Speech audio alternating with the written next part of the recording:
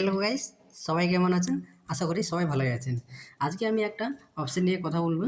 সেটা হচ্ছে সেন্সেক্সের উপরে। সেন্সেক্স না মানে পুরা ইন্ডেক্স, অল ইন্ডেক্স যতগুলো ইন্ডেক্স আছে সবারই ক্ষেত্রে।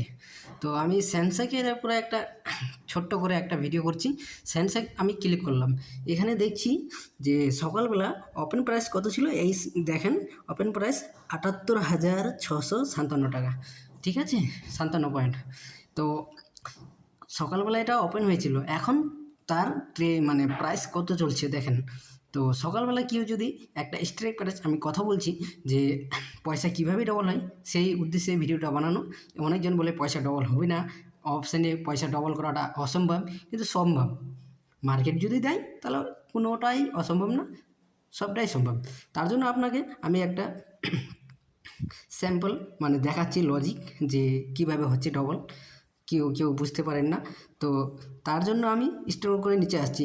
যেরকম ৭৮,৬০০ কত দেখলাম, ৭৮,৫৫৭ নাকি, যাই হোক।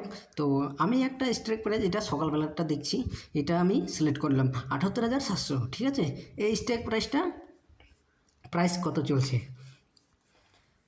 সো গাইস, তো সকালবেলা এটার স্ট্রাইক প্রাইস কত ছিল যেন, ৫০৩ টাকা ৩০ পয়সা ছিল, ঠিক আছে।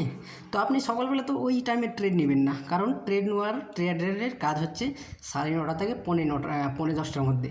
তো আপনি যদি 10টার মধ্যেও নিতেন, এই যে 10টার মধ্যেও যদি ট্রেডটা নিতেন, 10টার মধ্যে কত ছিল, মানে ৫৭২ টাকা ছিল তার প্রাইস। 10টার মধ্যে একটা ট্রেড নিয়ে নিতেন, তাহলে এখন আপনার পয়সা কত হতো দেখেন, ১২০০ টাকায় চলছে ট্রেড। ১২০০ ৩ টাকা। তো অবশ্যই আপনাদের পয়সাটা ডবল হচ্ছে, আপনি প্র্যাকটিক্যালি ক্যালকুলেট করে দেখেন, অবশ্যই ডবল হচ্ছে।